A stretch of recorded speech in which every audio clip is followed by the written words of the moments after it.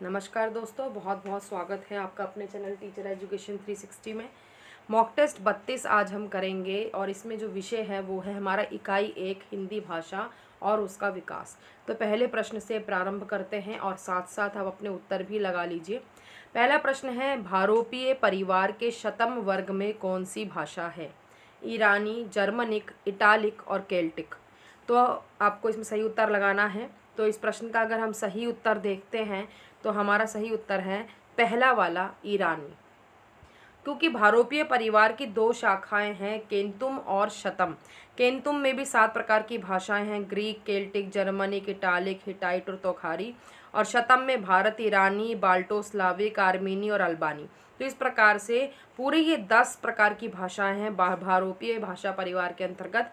शतम में 4 प्रकार की हैं, भारत, ईरानी, जिसमें से ईरानी इसमें उत्तर है। तो कौन सी भाषा है? पहला वाला, ईरानी। दूसरा प्रश्न देखते हैं, इसमें सुमेलित करना है। एक तरफ अपभ्रंश है और उनसे विकसित जो है आर्य भाषाएं हैं। तो शौर सैनी, मागधी, खस और अर्ध मागधी अपभ्रंश और आर्य भाषाएं हैं, पहाड़ी, गुजराती, पूर्वी हिंदी और बिहारी। तो जब हम इन्हें सुमेलित करते हैं तो सही उत्तर हमें मिलेगा इसका तीसरा वाला, 2 4 1 3 मिला लेते हैं। शौर सैनी जो है उसका गुजराती से मिलाएंगे, मागधी बिहारी और खस को मिलाएंगे पहाड़ी से, और अर्ध मागधी पूर्वी हिंदी। तो इस प्रकार से हमारे सही उत्तर जो है वो तीसरे वाले हैं। अगला प्रश्न देखते हैं। प्रश्न 3 है, प्रारंभ में हिंदी का प्रचार करने के लिए अनेक नगरों में हिंदी प्रचार संस्थाओं की स्थापना की गई थी। इस क्रम में स्थापित भाषा संवर्धिनी सभा के संस्थापक कौन थे? इनमें से बाबू तोताराम, श्याम सुंदर दास, प्रताप नारायण मिश्र और रामचंद्र शुक्ल। तो सही उत्तर है इसमें हमारा पहला वाला, बाबू तोताराम। अगर आपको थोड़ा टाइम ज़्यादा लगे तो आप बीच में पॉज करके भी अपना आंसर लगा सकते हैं। चौथा प्रश्न देखते हैं, माधवी किस भाषा का वैकल्पिक नाम है?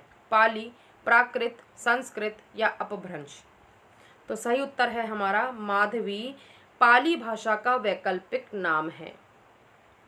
पांचवा प्रश्न देखते हैं, अपभ्रंश के संदर्भ में कुछ कथन दिए गए हैं, आपको इसमें से गलत मेल दिए गए, एक तरह से जोड़ा दिया गया है बात का, देख लीजिए आप इसमें। तो आपको गलत वाला छांटना है इसमें। पहला वाला है, बाण भट्ट और आचार्य हेमचंद्र ने जो है अपभ्रंश को ग्राम भाषा कहा। आचार्य दंडी इसे अभिरादि की भाषा कहा है। डॉक्टर भोलानाथ तिवारी भारतीय आर्य भाषा के विकास की ही एक कड़ी कहा है।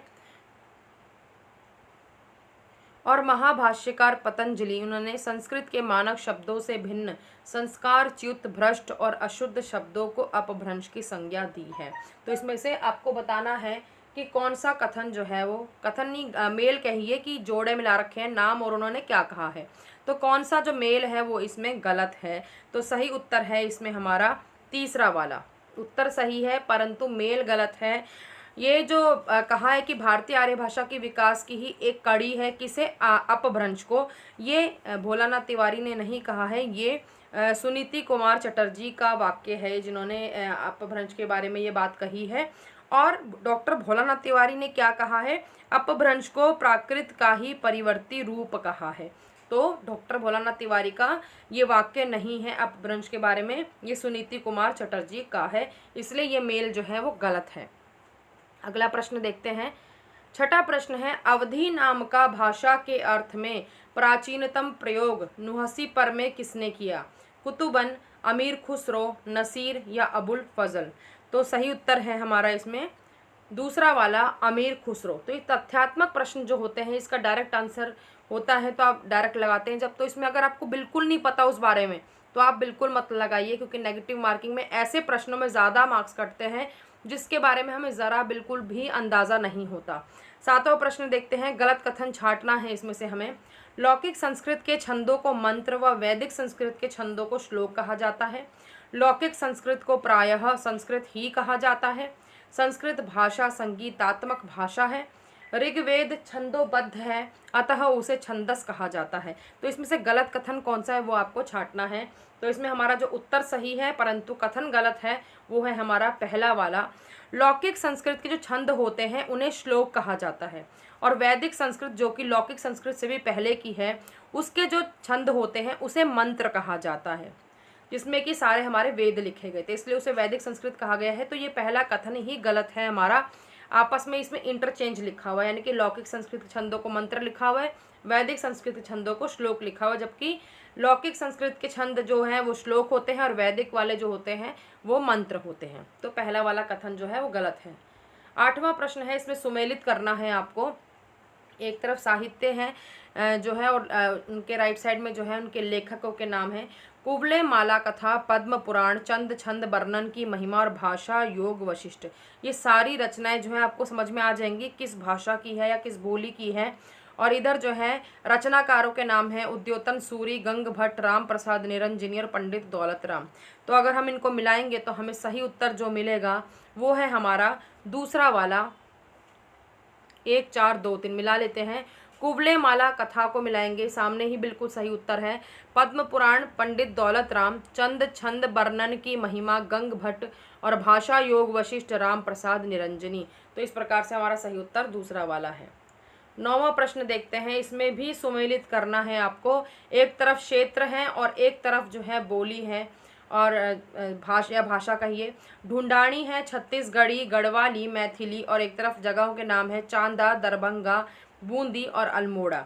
तो जब हम मिलाएंगे तो हमारा सही उत्तर जो मिलेगा हमें वो है हमारा चौथा वाला, 3 1 4 2। ढूंढानी जो है वो बूंदी क्षेत्र की भाषा है और छत्तीसगढ़ी जो है वो चांदा की, गढ़वाली जो है वो अल्मोड़ा की और मैथिली जो है वो दरभंगा की। इस प्रकार से आपको जो है क्षेत्र मैंने वीडियो में जब पढ़ाया था तो अच्छे से काफ़ी बताया था कि किस किस क्षेत्र में कौन सी बोलियां बोली जाती हैं या फिर भाषाएं जो भी हैं, क्योंकि कुछ बोलियां ऐसी होती हैं जो ज़्यादा बोलने पर उनका जो है साहित्यिक रचनाएं भी इतनी ज़्यादा हो जाती हैं कि वो भाषा का रूप ग्रहण कर लेती हैं। तो इस प्रकार से भाषा और बोली का की हमने क्लास पहले हो चुकी है काफ़ी पहले, तो आप हमारी प्लेलिस्ट में से देख सकते हैं। तो अगले प्रश्न की तरफ चलते हैं। 10वां प्रश्न है, किस समास के दोनों पदों में विशेष्य, विशेषण या उपमेय उपमान का संबंध होता है? तत्पुरुष, कर्मधारय, अव्ययी भाव, बहुव्रीहि। अगर आपने समास बहुत अच्छे से पढ़ लिया है तो ये आपके लिए बहुत आसान प्रश्न हो जाएगा। 10वें प्रश्न का हमारा सही उत्तर है कर्मधारय समास। 11वां प्रश्न है, किसी भाषा की वह विभाषा जो अन्य विभाषाओं पर अपनी साहित्यिक एवं सांस्कृतिक श्रेष्ठता स्थापित कर लेती है तथा उन विभाषाओं को बोलने वाले भी उसे सर्वाधिक उपयुक्त समझ लेते हैं, क्या कहते हैं उसे? बोली, संपर्क भाषा, मानक भाषा या राजभाषा। तो इस प्रकार से आप जो है इसमें से जो आपको नहीं लगते, जिनकी आपको परिभाषाएं पता है, मान लीजिए आपको ये नहीं समझ में आ रहा तो आप उन्हें बाहर निकाल दीजिए, जो अंतिम में उत्तर बचते हैं उसमें आप देख सकते हैं। तो 11वें प्रश्न का हमारा सही उत्तर है तीसरा वाला, मानक भाषा। वैसे भी इसको हमने भी पढ़ाया हुआ है, इसकी क्लास जब ली थी फर्स्ट चैप्टर की तो उसमें ही मैंने बहुत अच्छे से पढ़ाया हुआ, आप देख सकते हैं वहाँ पे। प्रश्न 12 देखते हैं, कंप्यूटर पर हिंदी सबसे पहले किस वर्ष में दिखाई दी थी? 1977 ईस्वी, 78 ईस्वी, 80 और 65 ईस्वी। तो सही उत्तर है हमारा 12वें प्रश्न का पहला वाला, 1977 ईस्वी। ECIL हैदराबाद की एक कंपनी रही है जिसने 1977 में हिंदी में फोर्ट्रॉन नामक कंप्यूटर भाषा में प्रोग्राम चलाया था सबसे पहली बार। इसलिए हम कह सकते हैं कि कंप्यूटर पर हिंदी सबसे पहले इसी वर्ष में दिखाई दी थी, ECIL हैदराबाद। और वर्ष याद कर लीजिए 1977, और हिंदी का जो प्रोग्राम का नाम था वो था फोर्ट्रॉन। तो इस प्रकार से ये तथ्य हैं इनके बारे में जो कि पता होना चाहिए। 13वां प्रश्न देखते हैं, संघ द्वारा प्राधिकृत भाषा एक राज्य से दूसरे राज्य के बीच पत्र वार्ता आदि के लिए प्रयुक्त होगी। यदि कोई राज्य परस्पर हिंदी भाषा को स्वीकार करना चाहे तो कर सकेंगे। यह संविधान के किस अनुच्छेद में लिखा गया है? अनुच्छेद 343, 345, 346, 347। तो सही उत्तर है हमारा, जब आपको पता ही थोड़े से अनुच्छेद आपको याद करना पड़ेगा संविधान के, जिसमें भाषाओं के बारे में प्रावधान है, हिंदी की राजभाषा के बारे में, हिंदी राजभाषा के बारे में, और भी बाकी कुछ बहुत कुछ है उसमें। तो अगर आपको इसका ज्ञान हो तो आप आराम से ये वाला प्रश्न पहचान जाएंगे। ये अनुच्छेद 346 में बात लिखी गई है, यानी कि उत्तर है हमारा तीसरा वाला। 14वां प्रश्न देखते हैं, हिंदी का कौन सा रूप संचार माध्यमों में प्रयोग होता है? उसका साहित्यिक रूप, शासकीय रूप, व्यवहारिक रूप या शुद्ध व्याकरणिक रूप। तो इसमें जो सही उत्तर है हमारा, प्रश्न भी आसान सा ही है, तो हमारा सही उत्तर है इसमें तीसरा वाला, व्यवहारिक रूप। अंतिम प्रश्न है, किस बोली को जाटू कहते हैं? सिंधी, पहाड़ी, पंजाबी या बांगरू। तो सही उत्तर है हमारे 15वें प्रश्न का बांगरू। तो इस प्रकार से बोलियों के ऊपर तो ज़रूर 100% होता है कि कोई ना कोई प्रश्न ज़रूर आएगा। किस अपभ्रंश से कौन सी बोली जो है बनी है, कौन सी निकली है, ये वाली बात में से भी प्रश्न आता है। बोलियों के क्षेत्रों पर भी प्रश्न आता है। और इस प्रकार से मतलब बोली से 1 या 2 प्रश्न तो ज़रूर आता ही आता है यूजीसी नेट में। तो इस पोर्शन को आपको अच्छे से कर लेना चाहिए। तो इस प्रकार हमारे यहाँ 15 प्रश्न पूर्ण हो जाते हैं। और अगर आपको आज की वीडियो पसंद आई हो तो लाइक करना बिल्कुल ना भूलें और कमेंट सेक्शन में ज़रूर बताइएगा कि आपने कितने अंक हासिल किए हैं। और चैनल को सब्सक्राइब नहीं किया है तो कर लीजिए, साथ साथ नोटिफिकेशन बेल को भी दबाना बिल्कुल ना भूलें।